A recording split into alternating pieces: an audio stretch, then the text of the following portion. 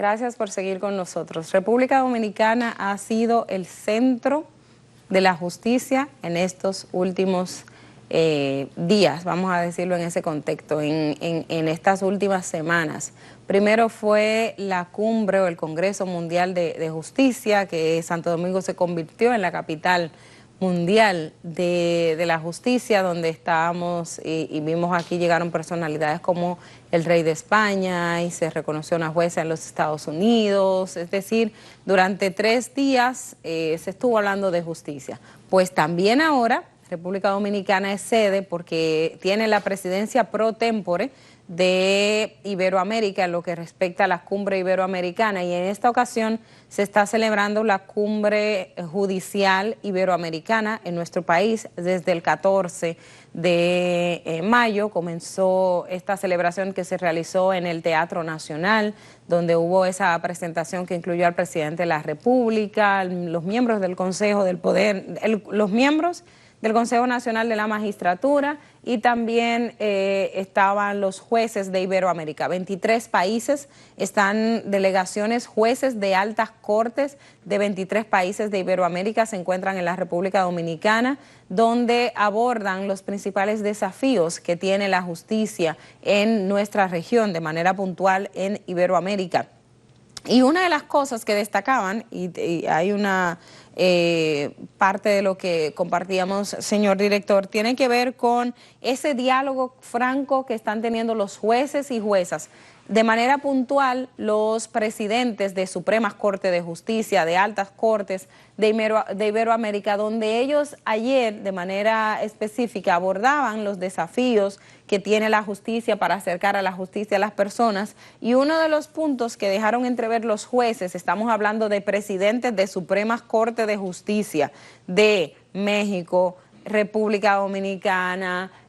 Uruguay, Andorra, el Principado de Andorra, Argentina, o sea, estamos hablando de los países iberoamericanos, y ellos hablaban de que la independencia judicial está en riesgo, que la independencia judicial está siendo víctima de muchos ataques, y lo hablaban de manera franca los jueces, de manera puntual, y ellos hacían referencia, decían, por ejemplo, que se comiencen procesos judiciales en contra de los jueces porque ellos emitieron una decisión que no favoreció, no gustó a algunas personas, presiones indebidas por diferentes sentidos, amenazas, agresiones, campaña de difamación, reducción de salarios o amenaza para la reducción de salarios, la disminución del presupuesto de los poderes judiciales. También hablaban de la politización y la polarización que existen en los países, de manera puntual de cómo ese ejercicio judicial se ve atacado, y con ellos hacían la salvedad de que con el ataque al Poder Judicial también se está atacando a la democracia, porque uno de la responsabilidad de los poderes judiciales es precisamente ser garantes de la democracia, y si se ataca la independencia judicial, el Estado de Derecho, también con ello se ataca a la democracia. Hay un elemento que destacaban en ese panel que ustedes estaban viendo hace un momentito, uno de los jueces, y hablaba de manera puntual el de México. En México, el año pasado se aprobó una reforma judicial donde se establece que los jueces pues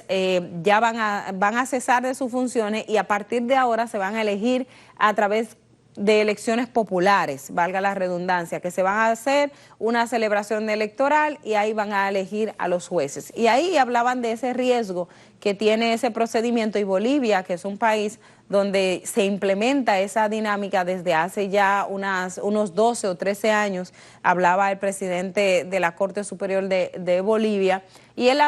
refería a los riesgos que está en eso, de la politización de ese proceso. Los jueces no pueden hacer campaña judicial, no pueden hacer campaña, entonces ¿cómo van a conocer la población de quién es que van a elegir? O sea, de todo ese tipo de riesgos que tiene para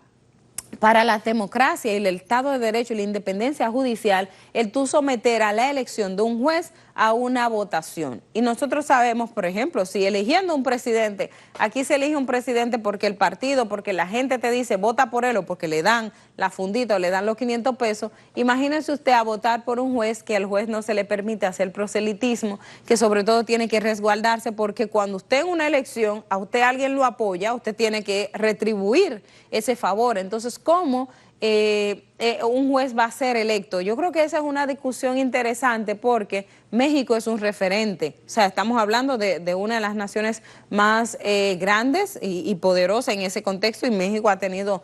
sus historias, sus altas y sus bajas, pero si se comienza a tomar esto como un elemento que pueda ser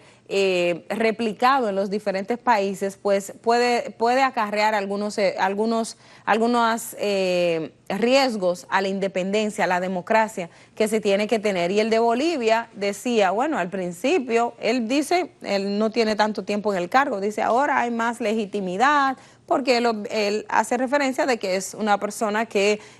porque ya con todos los casos de corrupción, las denuncias que han habido, el favoritismo político, pues la población se indignó y hay una mejor elección, pero eso tendremos uno que tener los resultados al finalizar su gestión o a lo largo de su gestión. Ahora, de manera puntual, yo creo que ese llamado, esa observación que hacen los jueces del riesgo que es latente y que todos lo sabemos, porque en República Dominicana cuando empezamos a hablar de la independencia judicial, todo el mundo te dice, aquí no hay independencia judicial, en el sentido de que de una manera u otra se presiona o se intenta presionar al Poder Judicial para que los jueces puedan accionar de una manera u otra. En el pasado hemos tenido incluso casos de jueces que te dicen, bueno, a mí me trasladaron porque yo no di una decisión favorable o porque di una decisión que no era la que se estaban esperando, o algunos se sienten coartados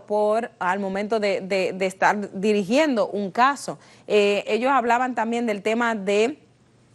el populismo en cuanto a los medios de comunicación, en cuanto a la población, y recuerdo que Miriam Germán decía eso mucho, la entonces procuradora y también jueza. Ella decía, la justicia no se hace para las gradas, o sea, no hay que hacer justicia para tú complacer al público, sino que hay que hacer justicia. Y creo que uno de los retos que tienen los jueces de manera puntual es eso, de cuidarse de ese populismo y de cómo ese populismo puede influir en las decisiones o en lo que ellos hagan. Y creo que este llamado que estaban haciendo en el día de ayer, o esa reflexión, porque los jueces estaban en esa mesa redonda de compartir su punto de vista, en esa reflexión de hacia dónde está el Estado de Derecho, la democracia y esa independencia judicial que todo se debe tener para garantía o como garantía de la democracia y la separación de poderes, pues se debe de poner sobre la mesa esa conversación. El presidente del Tribunal Supremo de Colombia decía, bueno, pero yo pensaba que el tema de la independencia judicial ya era algo que no estaba en discusión. Era como él diciendo, en términos irónicos, de decir, caramba, aquí estamos hablando de la independencia judicial otra vez cuando se supone que ya eso es una garantía que se había obtenido. Sin embargo, él dice, la independencia está bajo constante amenaza. Y en República Dominicana, pues nosotros lo sabemos. La independencia de los jueces, que es algo que es lo que hay que trabajar mucho. Y no solo estoy hablando en cuanto a independencia de poder político, porque a veces uno se enfoca en el poder político, que es el que mueve los hilos y que tiene mucha influencia en los estamentos del Estado, pero el poder económico a veces tiene mucho más poder y mucho más peso que el poder político. La criminalidad organizada, las presiones de manera particulares, o sea, hay diferentes aspectos que confluyen cuando se habla de lo que tiene que ver con la independencia judicial, cuando se habla del criterio y de la garantía del Estado de Derecho. Entonces, que nuestro país sea sede de importantes entidades o acciones en ese contexto, con conferencias en ese sentido, también posiciona a la República Dominicana, nos indica de que nuestro país, si bien uno se pone y dice, ay, aquí estamos mal, hay cosas que hay que definitivamente cuestionar, pero también hay que resaltar que la estabilidad, el clima que existe en la República Dominicana justamente da el espacio para que este tipo de cosas se vayan celebrando y ojalá nosotros podamos mantenerlo siempre, que este sea un país de referencia, que independientemente de las turbulencias políticas o económicas que existen en la región o incluso en nuestro vecino más cercano, que la República Dominicana se siga protegiendo en ese contexto y manteniendo ese clima que tanto favorece y que se ha hecho evidente en toda la región, en Iberoamérica y también fuera de Iberoamérica. Es lo que tenemos, esta cumbre judicial que concluye en el día de hoy, que habrá una declaración de Santo Domingo, porque en cada cumbre lo hay. Luego entonces hay otros elementos que se van realizando de cara a la etapa final, que es la que tiene que ver con la cumbre iberoamericana de jefes de Estado y de Gobierno, que se va a celebrar en Punta Cana a finales ya de año, y que esto, o creo que es en este año 2026, pero no, creo que es en este año, a finales de este año, se va a celebrar la cumbre de jefes de Estado y de Gobierno, que ya es ahí cuando se va a pasar la presidencia pro tempore a otra nación. República Dominicana la adquirió de Andorra en el año 2021, 2023, no recuerdo de manera puntual cuándo fue, pero luego entonces ya va a pasar a otra nación que es la que va a tener a su cargo realizar todo este tipo de actividades. Vámonos a la pausa, señor director, y al regreso retomamos un tema que vincula también a lo judicial, pero también algo fundamental, la democracia y la libertad en la República Dominicana. Hacemos el cambio y al regreso más.